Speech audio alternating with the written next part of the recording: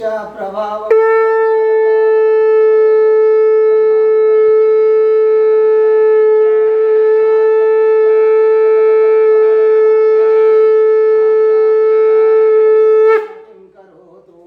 स्वरूप ब्रह्म परमात्मने नमः।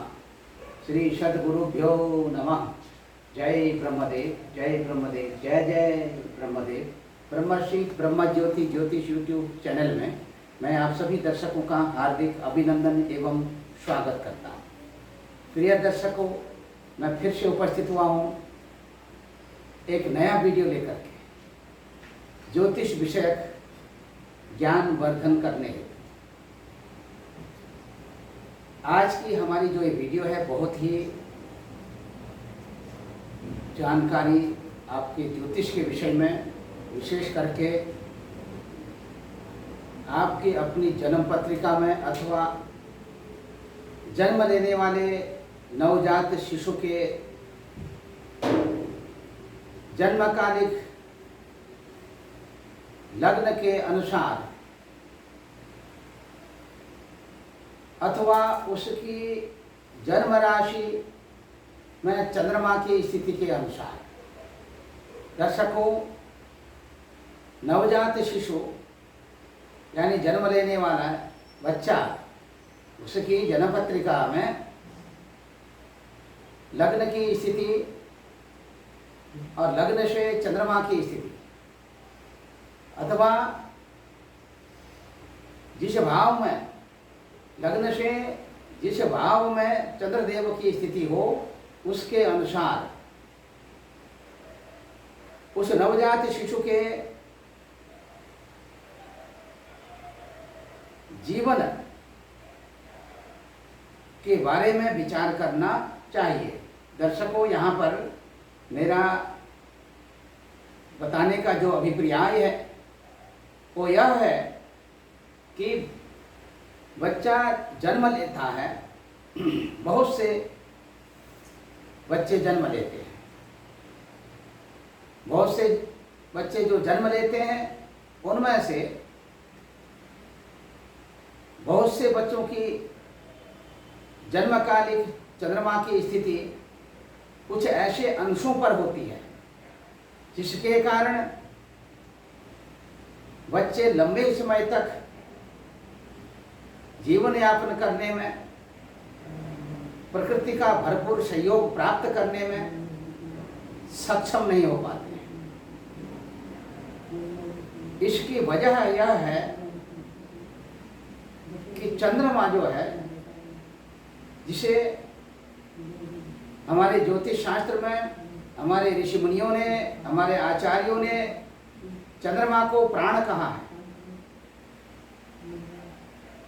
भगवान सूर्य देवता को आत्मा कहा है।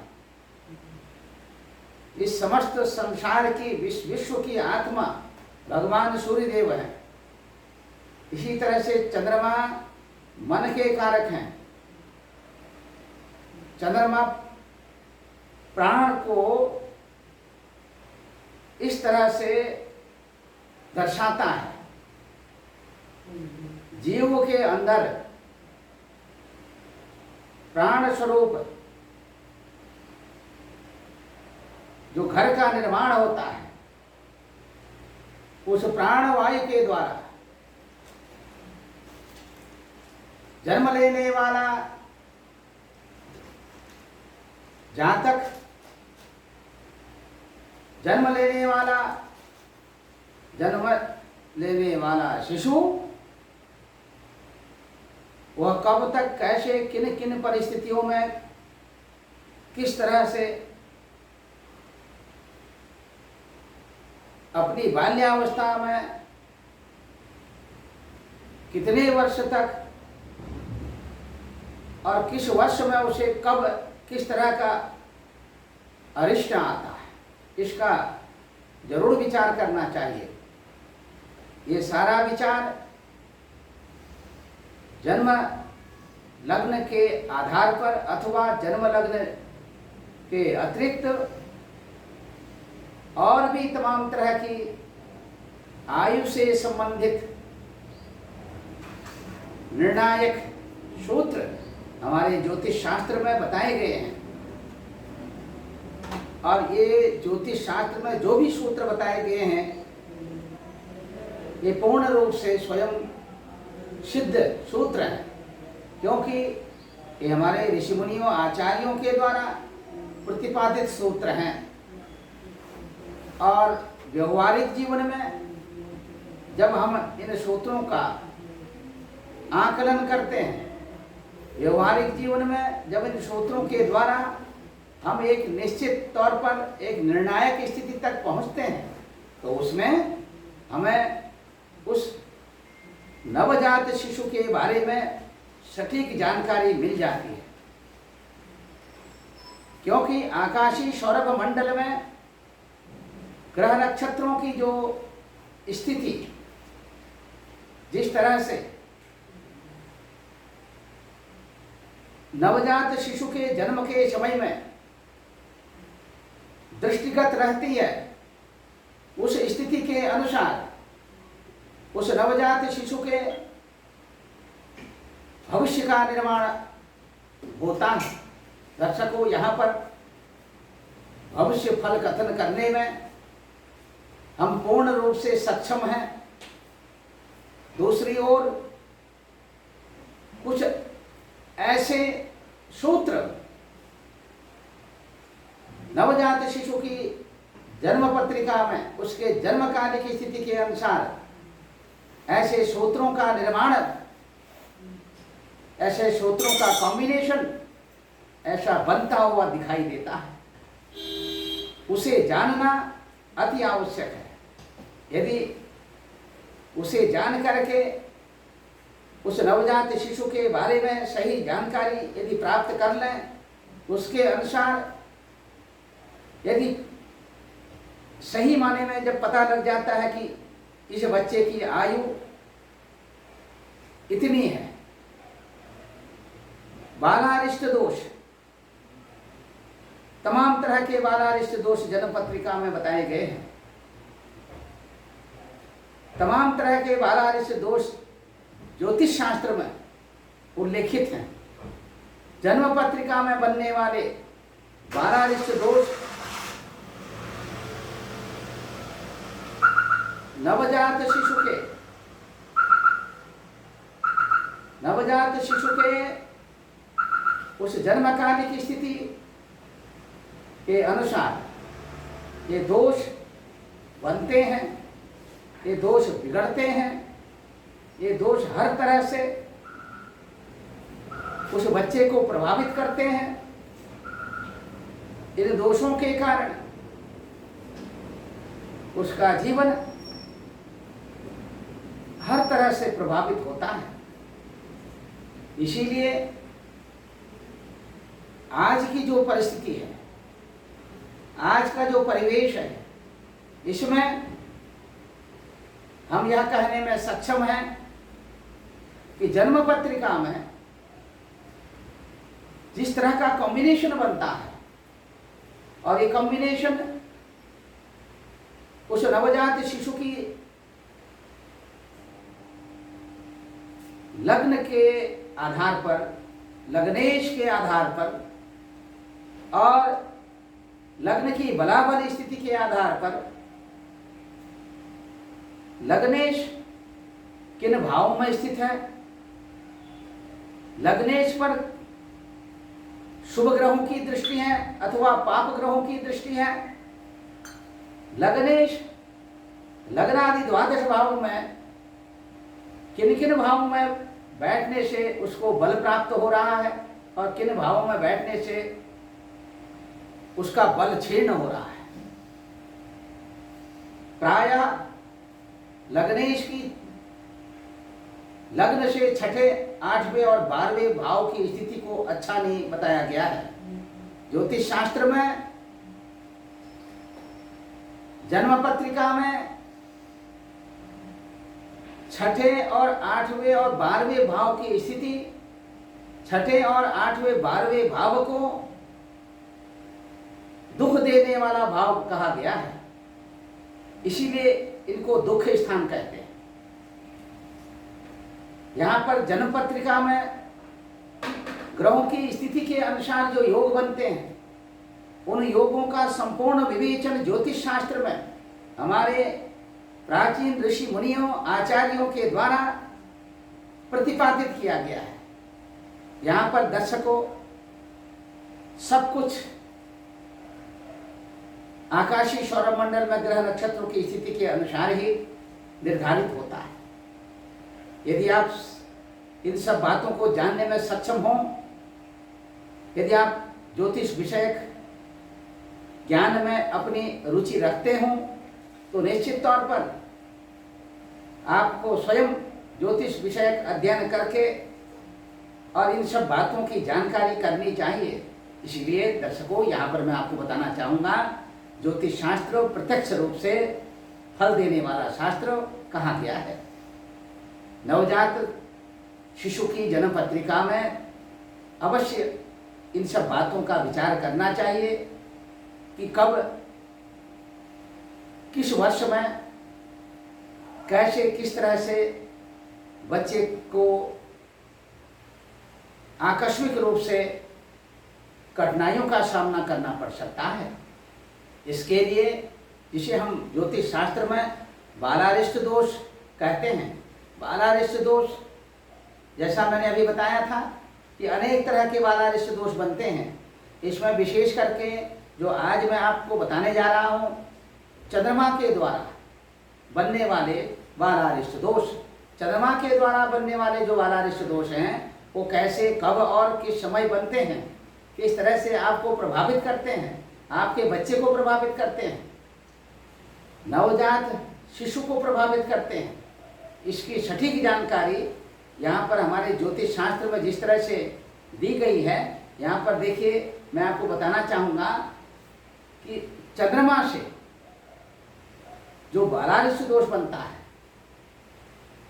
इसका जो है, जो मैं जानकारी आपको इसके विषय में दे रहा हूँ, इसमें आप थोड़ा सा ध्यान देंगे कि चंद्र देवता, आप देखिए कि उस नवजात शिशु यानी कि जो बच्चा जन्म ले रहा है, उसकी जन्म पत्रिका का निर्माण करके आप उसमें देखें। यहाँ पर सबसे पहले मैं आपको बताऊंगा कि यहाँ पर देखिए, यहाँ पर मैंने लिखा है, देखिए कुंभ राशि। तो कुंभ राशि यहाँ पर, और यहाँ पर 21 लिखा है, ये आगे अंश का द्योतक चिन्ह है। कुंभ राशि 21 अंश पर, ये देखिए। अब कुंभ राशि 21 अंश पर क्या, यहाँ पर देखिए, आप देखिए कि आपकी जन्म पत्रिका में चंद्रमा कुंभ राशि में 21 अंश पर, यानी कि नवजात शिशु की जन्म पत्रिका में चंद्रमा कुंभ राशि में 21 अंश पर जब चंद्र स्पष्ट करते हैं, तो चंद्र स्पष्ट करने पर चंद्रमा कितने अंश पर है, ये विचार करना चाहिए। यदि कुंभ राशि पर 21 अंश पर हो, तो 21 पर ये उस बच्चे के लिए घातक माना गया है। और चंद्रमा यदि नवजात शिशु की जन्म पत्रिका में चंद्रमा सिंह राशि के 5 अंश पर हो, तो यह भी घातक माना गया है। जिस किसी भी बच्चे की सिंह राशि के 5 अंश पर चंद्रमा हो, तो यह घातक माना गया है। वृषभ राशि के 9 अंश पर चंद्रमा हो, तो यह भी घातक माना गया है। इसी तरह से वृश्चिक राशि के 23 अंश पर चंद्रमा हो, चंद्र देवता वृश्चिक राशि के 23 अंश पर विराजमान हो, तो यह भी घातक है। मेष राशि के 8 अंश पर विराजमान है, चंद्रमा मेष राशि के 8 अंश पर हो, तो यह भी घातक है। कर्क राशि के 12 अंश पर विराजमान हो, तो यह भी घातक है। तुला राशि के 4 अंश पर, मकर राशि के 20 अंश पर, कन्या राशि के 1 अंश पर, धनु राशि के 18 अंश पर, और मीन राशि के 10 अंश पर, और मिथुन राशि के 22 अंश पर। इस तरह से इन राशियों के इतने अंश पर जो मैंने अभी आपको बताए हैं, इन अंशों पर चंद्र देवता यदि विराजमान है, तो निश्चित तौर पर उस नवजात शिशु के जीवन में अनेक तरह के संकट इन वर्षों में आते हैं और इतने अंश में, यानी कि जैसे मैंने बताया था अभी, तो ये घातक ये अंश इस राशि में इतने अंश में जन्म लेने से उस पर काल चक्र की छाया, यानी कि काल का जो निरूपण है, काल का जो आकलन है, काल की जो गति है, उसे कहीं से किसी भी तरह से नजरअंदाज नहीं कर सकते। इसीलिए यहाँ पर देख सकते हैं निश्चित तौर पर चंद्रस्पष्ट को आप देखें कि कितने अंश में नवजात शिशु की जन्म पत्रिका का निर्माण करके उसमें विशेष करके चंद्रस्पष्ट को देखें कि इन राशियों के इतने अंश पर यदि चंद्रमा विराजमान है तो ये उस बच्चे के जीवन के लिए घातक है, प्राणों में संकट। तो इस तरह से दर्शकों आपको ये जानना चाहिए। अब इसी को हम दूसरे रूप में बताना चाहेंगे कि आप कैसे इन अंशों के, यहाँ पर अंश के यानी कुंभ राशि के 21 अंश में, कुंभ राशि के 21 अंश में जब चंद्रदेव विराजमान है तो आयु कितनी होगी उस बच्चे की, कब खतरा आएगा, 12 ऋषि योग बन रहा है, अल्पायु योग बन रहा है, तो उसके लिए क्या करना चाहिए। जब आपको यह सब पता हो जाता है तो निश्चित तौर पर बच्चे की रक्षा के लिए, उसके दीर्घकालिक जीवन के लिए अनेक तरह के उपाय हमारे शास्त्रों में बताए गए हैं। अनेक तरह के उपाय करने चाहिए, यत्न करने चाहिए। उन उपायों और यत्नों के द्वारा बच्चे को अल्पायु खंड से बचाना चाहिए।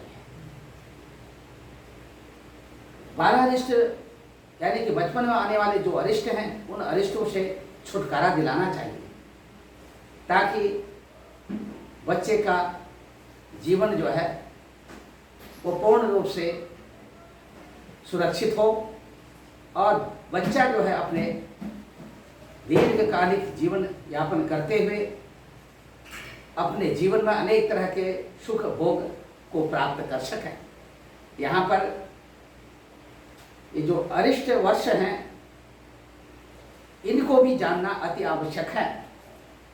अब इन अरिष्ट वर्षों का विचार कैसे होगा, चंद्रमा से देखिए, ये मैंने यहाँ पर चक्र बनाया है, 12 खाने, 12 कोष्ठक, 12 भाव वाला। अब इसमें आप देख सकते हैं मेष राशि, जोड़िया की जो मेष राशि है, सर्वप्रथम मेष राशि की स्थिति को दर्शाते हैं। जोड़िया की जो पहली राशि है वो मेष राशि है। मेष राशि यानी कि जो पहला खाना है, पहला भाव है, यहाँ पर मेष राशि को हमने दर्शाया है। अब आप देख सकते हैं मेष राशि यहाँ पर 8 अंश पर, यानी कि चंद्रमा मेष राशि में 8 अंश पर यहाँ पर विराजमान है। तो मेष राशि में चंद्रमा 8 अंश पर, वृषभ राशि में चंद्र देवता 9 अंश पर, मिथुन राशि में चंद्र देवता 22 अंश पर। अब ये क्रम जो है यहाँ पर आप देख सकते हैं। इस स्थिति को अच्छी तरह से जानने के लिए आप इस तरह से इसे जानने में सक्षम रहेंगे। यहाँ पर आप देख सकते हैं कुंभ, सिंह, वृषभ, वृश्चिक, ये 4 राशियां जो हैं ये स्थिर राशियां हैं। मेष, कर्क, तुला, मकर, ये 4 राशियां ये जो हैं चर राशि हैं। कन्या, धनु, मीन और मिथुन, ये 4 राशियां जो हैं ये द्विस्वभाव राशियां हैं।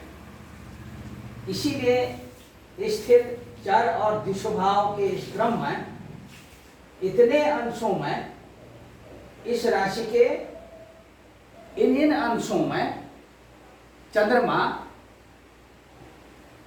नवजात शिशु के लिए घातक होता है।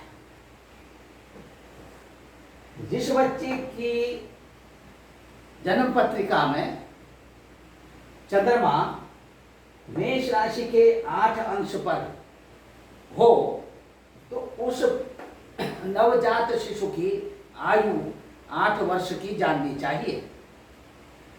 इसके लिए केवल जानना ही नहीं चाहिए, अपितु बच्चे को उससे छुटकारा दिलाने के लिए, उस अरिष्ट से बचाने के लिए अनेक तरह के उपाय भी करने चाहिए।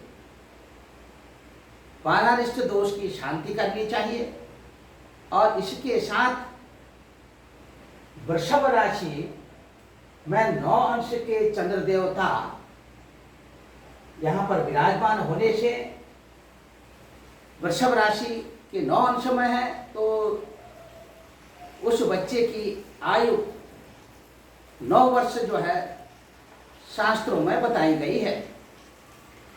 इसी क्रम में मिथुन राशि में चंद्र देवता 22 अंश के हैं तो मिथुन राशि में चंद्र देवता 22 अंश में हैं तो 22 वर्ष की आयु बताई गई है। इसीलिए कर्क राशि में चंद्र देवता 12 अंश में है तो 12 वर्ष की आयु शास्त्रों में आंकी गई है। सिंह राशि में चंद्र देवता 5 अंश के हैं तो नवजात शिशु की, बालक की आयु 5 वर्ष जाननी चाहिए। इसके लिए अनेक तरह के उपाय जैसा कि शास्त्रों में बताए गए हैं उसके अनुसार विद्वानों के अधीनस्थता में उपाय करने चाहिए ताकि बालक दीर्घजीवी हो और इस अपने अरिष्ट वर्ष से उसे छुटकारा मिले और आगे इस धरातल पर अपना नाम करे। और इसी आकांक्षा के साथ कन्या राशि का चंद्रमा 1 अंश में है तो 1 वर्ष की आयु जानना चाहिए और तुला राशि में 4 अंश का चंद्रमा है तो 4 वर्ष की आयु जाननी चाहिए। वृश्चिक राशि में 23 अंश का चंद्रमा है तो 23 वर्ष में अरिष्ट जानना चाहिए। और धनु राशि में चंद्रमा 18 अंश के हैं तो 18 वर्ष में अरिष्ट जानना चाहिए। मकर राशि में 20 अंश में चंद्रदेव विराजमान है तो 20 वर्ष की आयु जानना चाहिए। और कुंभ राशि में चंद्र देवता 21 अंश में विराजमान है तो 21 वर्ष की आयु जानना चाहिए। मीन राशि में चंद्र देवता 10 अंश में विराजमान है तो 10 वर्ष की आयु निर्धारित करनी चाहिए। दर्शकों, ये जो आयु चंद्रमा के राशि यानी कि चंद्रमा जिस राशि में स्थिति है उस राशि में यानी कि वह कौन सी राशि है और उस राशि के कितने अंश में उस नवजात शिशु के लिए अरिष्ट योग बना रहा है तो ये अरिष्ट योग को जानना अति आवश्यक है। यदि आप सही मायने में जान लेते हैं तो निश्चित तौर पर आप नवजात शिशु की रक्षा करने में सक्षम होंगे। उसके लिए अनेक तरह के वारारिष्ट दोष शांति उपाय बताए गए हैं और इन उपायों के साथ साथ ग्रहों की शांति, महामृत्युंजय का जाप, मृत्यु संजीविनी का जाप और ये सब बालक के जन्म के समय जब उसकी जन्म पत्रिका का जब आप निर्माण करवाते हैं, जन्म पत्रिका में ग्रहों की स्थिति को देखते हैं, अच्छे आचार्यों के साथ पास में जाकर के सब विचार करवाते हैं, उस समय में जब विद्वान ज्योतिषी आपको बच्चे की इस तरह के आयु खंड के बारे में निश्चित करके बताते हैं तो निश्चित तौर पर आपको विद्वान आचार्य के द्वारा बताए हुए अनेक तरह के उपाय करने चाहिए। और इसी के साथ बच्चे की रक्षा करना, उसे अनेक तरह के अरिष्टों से छुटकारा दिलाना, यह आपका कर्तव्य होता है। क्योंकि अपने बच्चे के लिए हर तरह से उसकी रक्षा के लिए हर तरह का संसाधन जुटाना, हर तरह का उपाय करना, ये माता पिता का अपना स्वयं का कर्तव्य भी होता है। कर्तव्य होता ही होता है, भी नहीं, कर्तव्य होता ही होता है, करना चाहिए। और हर तरह के उपायों और संसाधनों को करने के पश्चात बालक को या बालक की लंबी उम्र के लिए, बालक की दीर्घायु पूर्णायु की कामना करते हुए शाम सदाशिव महाकालेश्वर की पूजा करते हुए महाकालेश्वर से प्रार्थना करनी चाहिए और बालक के दीर्घकालिक जीवन के लिए प्रार्थना करनी चाहिए। तो दर्शकों, यहाँ पर ये जो चंद्र देवता के आपकी जन्म पत्रिका अथवा बालक की जन्म पत्रिका अथवा नवजात शिशु की जन्म पत्रिका में यदि इस राशि के अलग अलग जो मैंने राशियां दर्शाई हैं यहाँ पर, इन राशियों के इन अंशों पर इतने वर्ष का विचार करना चाहिए। ये जितना देखिए कुंभ राशि है, तो कुंभ राशि देखिए यहाँ पर कुंभ राशि के 21 अंश में 21 वर्ष की आयु का निर्धारण शास्त्रों में बताया गया है। निसंकोच आप किसी भी तरह का कोई विलंब न करें, ज्योतिष शास्त्र को सुनने जानने की पूर्ण रूप से कोशिश करें। यदि आप सक्षम नहीं हो पा रहे हैं तो अपने निकटस्थ विद्वान ज्योतिष आचार्य के पास जाकर के जन्म पत्रिका में ग्रहों की बलाबल स्थिति की जानकारी उन विद्वान आचार्यों के पास जाकर के करनी चाहिए और उसके बाद जैसा वो बताते हैं तद अनुरूप उपाय करने चाहिए। दर्शकों, यहाँ पर किस राशि के कितने अंश पर चंद्रमा के होने से कौन से वर्ष में मृत्यु होगी जाने, यानी कि इस संसार में, इस चराचर जगत में जो कोई भी जन्म लेता है, जन्म लेने वाले को उसे प्राण मिलता है।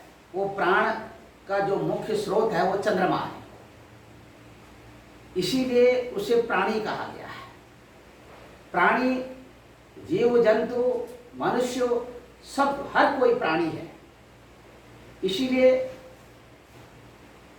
प्राणी यानी कि जिसने जन्म ले लिया, जिस पर प्राण आ गए, वो प्राणी हो गया।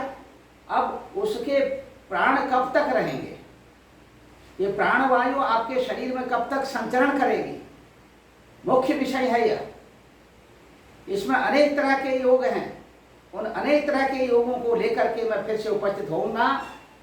आज यहाँ पर जो मैंने चंद्रमा से होने वाले जो 12 अरिष्ट दोष मैंने बताए थे, यानी कि चंद्रमा से, चंद्रमा के किस राशि के किस अंश में बैठने से और कौन सा वर्ष उस बालक के लिए, उस बालक की आयु के लिए खतरा उत्पन्न कर सकता है, यह मैंने आपको बताया है। अवश्य आप हमारी इस वीडियो के माध्यम से सटीक जानकारी प्राप्त करें। ब्रह्म ज्योति ज्योतिष यूट्यूब चैनल को सब्सक्राइब करें। यदि अभी तक आपने हमारे ब्रह्म ज्योति ज्योतिष यूट्यूब चैनल को सब्सक्राइब नहीं किया है तो आप इसे सब्सक्राइब करें, लाइक करें और शेयर करें। दर्शकों, जितना अभी हमने आपको बताया है, ज्योतिष शास्त्र में यह भी बताया गया है कि चंद्रमा के इस स्थिति के अनुसार केवल इस निश्चित तौर पर केवल यह कह देना कि इतने ही वर्ष आयु होगी, यह भी संभव तो है, लेकिन इसके अतिरिक्त और भी लग्न से लेकर द्वादश भाव पर्यंत ग्रहों की अन्य स्थिति को भी, ग्रहों का कॉम्बिनेशन, ग्रहों की दृष्टि, ग्रहों का यानी कि चंद्रमा पर शुभ ग्रहों की दृष्टि, चंद्रमा पर पाप ग्रहों की दृष्टि, तमाम तरह के बलाबल का विचार करते हुए तब निश्चित तौर पर उस बच्चे की आयु का निर्णय करना चाहिए। यहाँ पर ज्योतिष शास्त्र के द्वारा स्थूल मान से यह क्रम बताया गया है और यह एक जानकारी आपको वीडियो के माध्यम से हमने आप तक पहुंचाई है और इसी तरह से ज्योतिष शास्त्र विषयक अनेक जानकारियों को लेकर मैं फिर से उपस्थित होऊंगा। तब तक के लिए मैं अपनी वाणी को विराम देता हूँ। सर्वे भवन्तु सुखिनः, सर्वे सन्तु निरामया, सर्वे भद्राणि पश्यन्तु, मा कश्चित् दुःख भाग् भवेत्। ओम पूर्णमदः पूर्णमिदं पूर्णात् पूर्णमुदच्यते पूर्णस्य पूर्णमादाय पूर्णमेवावशिष्यते। हरि ओम तत्सत्, हरि ओम तत्सत्, हरि ओम तत्सत्। जय ब्रह्मदेव, जय ब्रह्मदेव, जय जय।